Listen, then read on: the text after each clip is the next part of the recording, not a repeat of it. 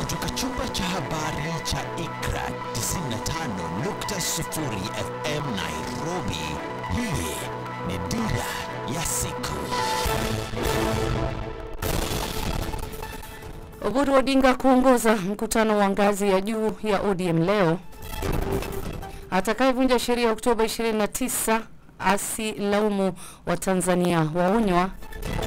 Na bunge la Djibouti laondoa rasmi kikomo cha umri wa rais. Hujambo msikilizaji na karibu kwa dira yetu ya awali awamu ya saa 2 makala ya Jumatatu. Mimi naitwa Omar Abud. Mimi nafahamika kama Ramla Abdi. Karibu sana.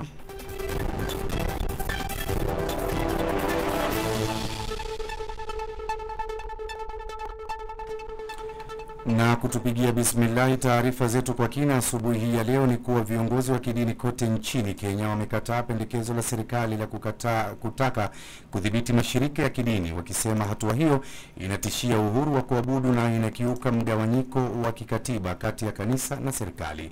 Viongozi hao wanaotokana na makundi ya Kikristo na Kiislamu wamekosoa rasimu ya sera ya mashirika ya kidini ya mwaka jana na mswada unaoandamana nao wa mashirika ya kidini unaodhaminiwa na afisi ya mkuu wa baraza la mawaziri ili kudhibiti vikundi vya kidini. Wakiongoza wenzao kanisa la Deliverance Church International na baraza kuu la Waislamu wa Kenya SUPKEM wanasema kuwa mapendekezo haya yatahujumu uhuru wa taasisi za kidini.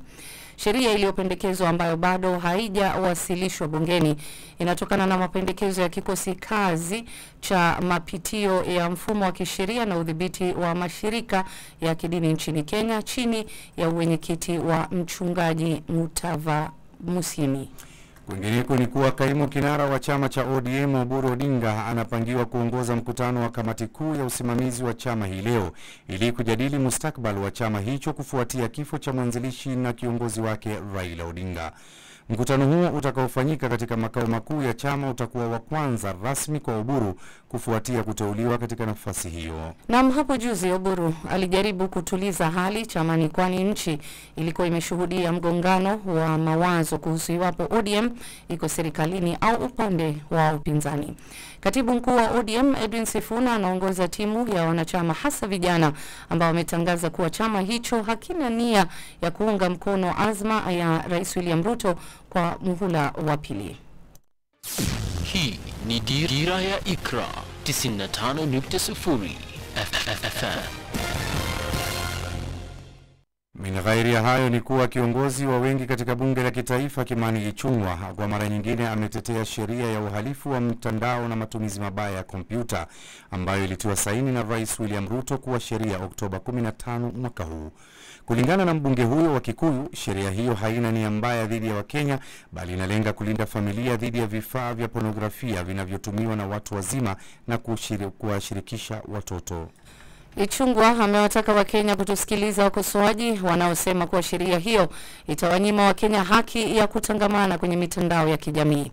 Ichung'wah ameapa kufuta tovuti zinazotumia nafasi ya kidijitali kukuza pornografia, itikadi kali na maovu mengine kwenye mitandao ya kijamii.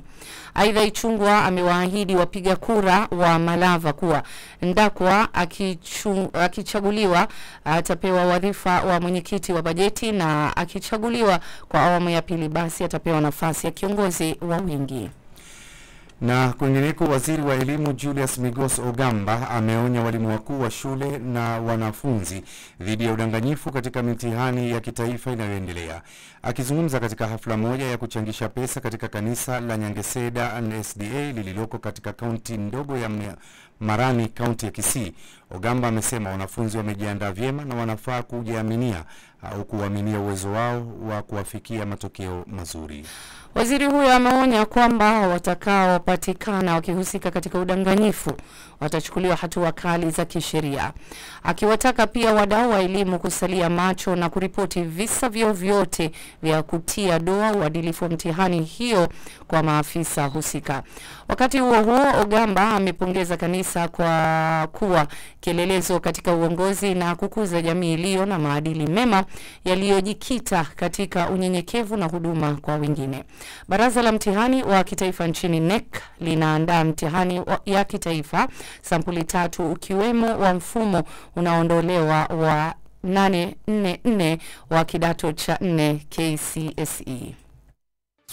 Hii ni Dira ya Ikra 95.0 FM. Na katika habari za kimataifa ni kuwa bunge la Djibouti limepiga kura kwa kauli moja kuondoa kikomo cha umri wa urais, hatua inayofungua njia kwa Rais Ismail Omar Gule kugombea muhula wa 6. Kulingana na katiba ya nchi hiyo ndogo ya pembe ya Afrika, rais wa nchi hawezi kugombea tena baada ya kufikisha umri wa miaka 75. Hali hiyo ingelimzuia Guela aliye na umri wa miaka 77 kugombea katika uchaguzi ujao unaotarajiwa kufanyika Aprili mwakani. Spika wa bunge la Djibouti Dileita Mohamed Dileita ameliambia shirika la habari la AFP kwamba marekebisho ya kuondoa kikomo cha umri wa rais yaliungwa mkono na wabunge wote 65 waliokuwepo bungeni jana wakati wa kura hiyo. Na hatimaye, kufuatia taarifa za baadhi ya watu kwenye mitandao kutangaza kuandamana, jeshi la polisi Tanzania limewahakikishia wananchi na wageni walioko nchini humo kuwa hali ya usalama ni shwari kuelekea siku ya uchaguzi mkuu utakaofanyika Jumatano. Katika taarifa iliyotolewa jana na msemaji wa jeshi la polisi kutoka makao makuu Dodoma, jeshi hilo limesema limejipanga kikamilifu kuhakikisha amani na utulivu vinaendelea wakati wa mchakato mzima wa kupiga kura kwa ajili ya kuchagua rais, wabunge na madiwani. Taarifa ya jeshi la polisi iliyotolewa na msemaji wake, naibu kamishna wa polisi David Misime, imeeleza kuwa hakuna tishio lolote la kiusalama nchini na kuwataka wananchi kujitokeza kwa wingi kutekeleza haki yao ya kikatiba bila hofu yoyote.